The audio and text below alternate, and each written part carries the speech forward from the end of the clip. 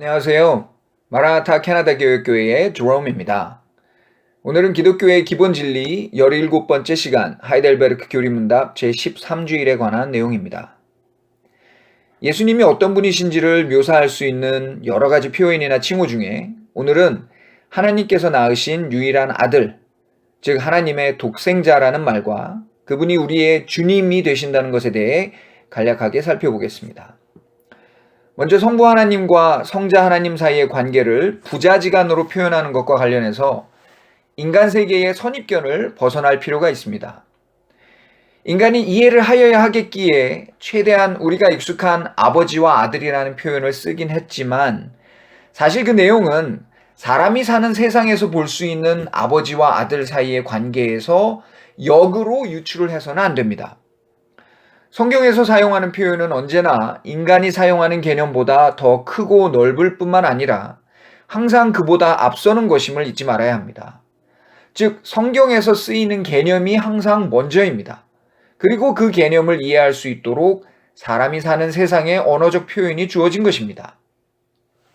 자, 하나님께서는 세상이 있기도 전에, 따라서 시간이 존재하기도 전에 이미 아들을 낳으셨습니다. 이것을 영원이라고 부릅니다. 즉 하나님과 그분의 아들 사이에는 시간의 선후 관계가 존재하지 않고 오직 영원 속에서 존재하는 관계입니다. 그리고 오직 이 관계만이 진정한 참 아버지와 아들, 즉 부자의 관계입니다. 사람이 사는 세상에서 볼 수 있는 부자지간은 오직 여기서 유추해야 합니다. 역으로 올라가서는 안 되죠. 그래야만 모순되고 결함이 많은 인간 세상의 아버지와 아들, 어머니와 딸도 마찬가지입니다. 모든 부모와 자식의 관계를 바로잡을 수가 있습니다. 이렇게 성부와 성자의 관계 안으로 새로운 관계가 생겨납니다. 이것은 시간 안에서 후천적으로 생겨난 관계입니다. 바로 인간이 하나님의 아들로 받아들여지는 것입니다. 물론 이 관계를 맺어주는 분이 예수님이십니다. 오직 이 친아들을 통해서만 관계없던 사람이 하나님의 자녀로 받아들여질 수 있습니다. 마치 입양과 비슷한 모습이죠. 전적으로 하나님께서 은혜를 베풀어 주시는 사람에게만 그리스도를 알고 믿게 하심으로써 그를 자녀로 받아주시는 것입니다. 그런 예수님을 때로는 우리의 주님이라고도 부르는 것도 바로 그러한 이유에서입니다. 여기서 말하는 주인과 그 주인에게 종속된 혹은 소유가 된 존재 사이의 관계도 역시 성경을 통해 먼저 다가가야 합니다. 인간 세상의 주종 관계는 끔찍하죠. 사람이 사람의 주인이 된다거나 다른 이의 종이 된다는 것은 언제나 착취와 탄압이 병행되는 일그러진 모습이었습니다. 그러나 그것은 다른 주종 관계가 아닙니다. 예수 그리스도와 그분의 백성 사이에 참된 주인과 종의 관계를 알지 못하기 때문에 파생되는 삐뚤어진 모습입니다. 그저 사람의 죄악이 만들어낸 잘못된 관계입니다. 그러나 진정한 주인의 모습은 희생입니다. 그리고 참된 종의 모습은 그 희생에 매료되어 스스로 낮추는 모습입니다. 그리스도께서 바로 하나님의 자녀들을 위해 스스로를 희생하셨습니다. 그 희생의 강도는 죽음입니다.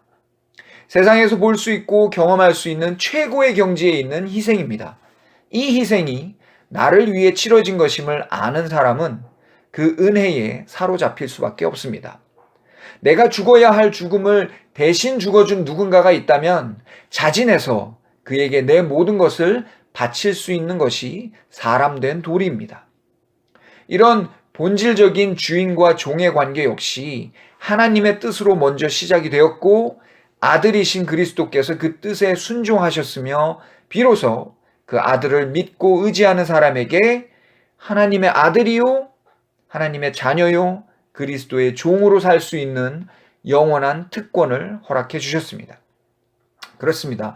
하나님과 맺어가는 관계는 항상 영원을 향해 가고 있음을 기억해야 합니다. 하나님께서 영원하시고 그 안에서 우리를 택해 주셨기 때문에 이제 우리가 하나님을 알고 그분과 관계를 맺게 된다면 이 관계는 멈추거나 깨어지지 않는 영원으로 나아가게 됩니다. 세상에는 깨어진 부모 자식의 관계, 착취와 폭력이 난무하는 주종의 관계가 넘쳐납니다. 이런 후천적 지식과 경험을 바탕으로 하나님과 그리스도의 관계, 그리고 그리스도와 나의 관계를 오해하지 않기를 바랍니다. 언제나 하나님께서 먼저입니다. 내가 일상에서 경험하는 관계들은 일그러지고 깨어져 있을지라도 하나님을 바로 알고 그분의 아들 예수 그리스도를 바로 안다면 내 부모, 내 자식과 어떻게 관계를 맺고 살아야 하는지, 직장 상사 혹은 부하 직원이나 피고용인들에게 어떻게 대해야 하는지 조금은 답을 얻을 수도 있습니다. 잊지 마십시오. 언제나 하나님이 먼저입니다. 감사합니다.